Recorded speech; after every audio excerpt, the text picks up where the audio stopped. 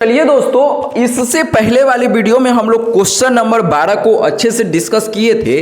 अब हम डिस्कस करते हैं क्वेश्चन नंबर 13। और ये जो क्वेश्चन है काफ़ी ज़्यादा आसान है। ये अभी क्या चल रहा है, एक्सरसाइज 5.5 एनसीईआरटी बुक हम लोग अभी डिस्कस कर रहे हैं। तो चलिए समझते हैं कि इस क्वेश्चन को हम लोग कैसे सॉल्व करेंगे। तो ये क्वेश्चन जो है काफ़ी ज़्यादा आसान है, इसको हम आसानी से सॉल्व कर सकते हैं, इसमें बहुत ज़्यादा टाइम नहीं लगेगा। तो देखिए, जब कभी भी पावर वाला रहता है तो हमको पता चल गया कि हमको दोनों तरफ लॉग लेना होता है। तो इसमें क्या कर सकते हैं, जब बीच में बराबर का चिन्ह रहता है और यहाँ पर एक ही टर्म यहाँ पर है और इधर भी एक ही टर्म है, तो जब ऐसा है तो आप इसको डायरेक्टली लॉग लेके सॉल्व कर सकते हैं। और सेम प्रकार से आपका क्वेश्चन नंबर 14 और 15 भी है, तो आप उसको आसानी से 14 और 15 को भी सॉल्व कर सकते हैं, जैसे हम इसको अभी बताएंगे। तो ध्यान से समझिएगा कि सर हम इसको करेंगे कैसे। तो हमको क्या करना है, दोनों तरफ लॉग लेना है। सबसे पहला काम तो हमारा थॉट प्रोसेस यही है कि हमको क्या करना है, दोनों तरफ लॉग लेना है। तो चलिए दोनों तरफ लॉग लेंगे तो हम यहाँ लिखेंगे लॉग के अंदर क्या लिखेंगे, y के पावर x बराबर, इधर लॉग लगाएंगे तो लॉग के अंदर क्या हो जाएगा, x के पावर y हो जाएगा। कोई दिक्कत है क्या, नहीं है। अब जब लॉग लेते हैं तो आप बताइए कि ये पावर क्या होता है, हट जाता है। मतलब इस पावर वाला को हम गुना में ऐसे लिख सकते हैं, x इंटू लॉग वाई, ठीक है सर, बराबर इस y को हम यहाँ गुना में लिखेंगे तो y गुना यहाँ पर क्या आ जाएगा, लॉग x आ जाएगा। कोई दिक्कत है, नहीं है। अब हम इसको क्या कर सकते हैं, आसानी से इसको डिफरेंशिएशन कर सकते हैं। जो दिक्कत कर रहा था, ये दिक्कत हमको कर रहा था पावर में है, यही ना दिक्कत कर रहा था, हाँ सर। तो लॉग लेके हम इसको सिंप्लीफाई कर दिए। अब हम इसमें क्या करेंगे, दोनों तरफ डिफरेंशिएशन करेंगे तो हमारा आंसर dy/dx आसानी से निकल जाएगा। तो चलिए अब हम इसका डिफरेंशिएशन करते हैं और सीखते हैं कि कैसे इसका डिफरेंशिएशन किया जाता है। तो ध्यान से सीखिएगा, हम दोनों तरफ यहाँ डिफरेंशिएशन लगाएंगे तो हम ऐसे लिख सकते हैं क्या, d/dx, और डिफरेंशिएशन के अंदर क्या हो जाएगा, x इंटू लॉग वाई, हाँ सर जी, बराबर यहाँ पर हम कैसे करेंगे, तो हम यहाँ लिख सकते हैं डिफरेंशिएशन के अंदर y इंटू लॉग एक्स, हाँ सर, ऐसे हम लिख सकते हैं। अब हम क्या करेंगे, इसका दोनों तरफ डिफरेंशिएशन लगा दिए। अब प्रोडक्ट रूल से हम इसका डिफरेंशिएशन करेंगे। देखिए कैसे इसका डिफरेंशिएशन करेंगे। प्रोडक्ट रूल क्या होता है, तो जो पहले होता है जैसे वैसे लिखते हैं। गुना में दूसरा का डिफरेंशिएशन, तो दूसरा क्या है, लॉग वाई है, तो हम यहाँ लिखेंगे डिफरेंशिएशन के अंदर लॉग वाई बराबर। अब यहाँ ओहो, पहला जैसे वैसे गुना दूसरा का डिफरेंशिएशन, बीच में प्लस।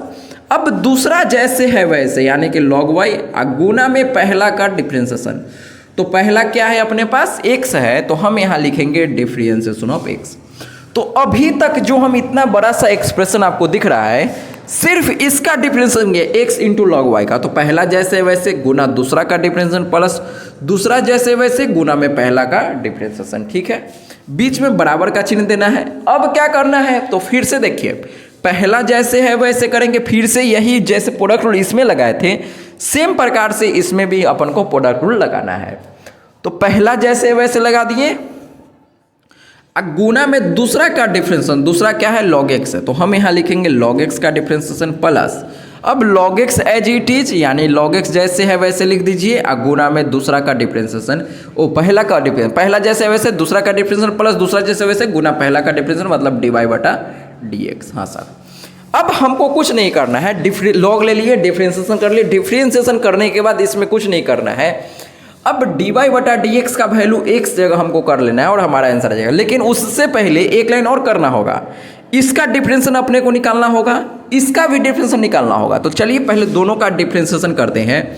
तो x इंटू इसका डिफरेंस करेंगे तो पहले लॉग का होगा, तो 1/y गुना, फिर से यहाँ पर यहाँ छोड़ देंगे तो ये गड़बड़ हो जाएगा। गड़बड़ नहीं कीजिए, ध्यान से सीखिए।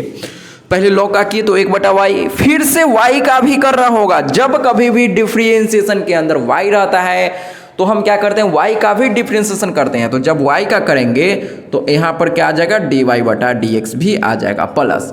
अब ये जैसे है वैसे लिखेंगे तो लॉग वाई गुना में x का डिफरेंशिएशन क्या होता है, तो आप लोग बचपन में याद किए होंगे, याद करा जाइए, बचपन में रहला मतलब कि डिफरेंशिएशन शुरू किए थे पढ़ना, तो वहाँ पर x का डिफरेंस क्या याद किए थे हम लोग 1। हाँ सर, अब बार बार ये क्वेश्चन में भी यूज होता है। Yes sir. अब y गुने log x का डिफरेंस लिए तो डायरेक्ट फॉर्मूला होता है सर 1/x। अब देखिए इन दोनों में अंतर समझिएगा, यहाँ y था तो फिर से dy/dx करना पड़ा, लेकिन जब x रहता है तो कोई दिक्कत नहीं होता है, काहे कि x का डिफरेंशिएशन भी करेंगे तो 1 ही हो जाएगा। हाँ sir, plus log x into dy/dx। अब हमको क्या करना है, dy/dx यहाँ पर है और यहाँ पर है, तो इन दोनों को एक साथ लिखना है और जिसमें dy/dx ने उसको अलग कर देना है और हमारा आंसर आ जाएगा। तो हम इसको ऐसे लिख सकते हैं क्या, यहाँ पर x/y गुना में dy/dx। हाँ सर, हम इसको ऐसे लिख सकते हैं बराबर।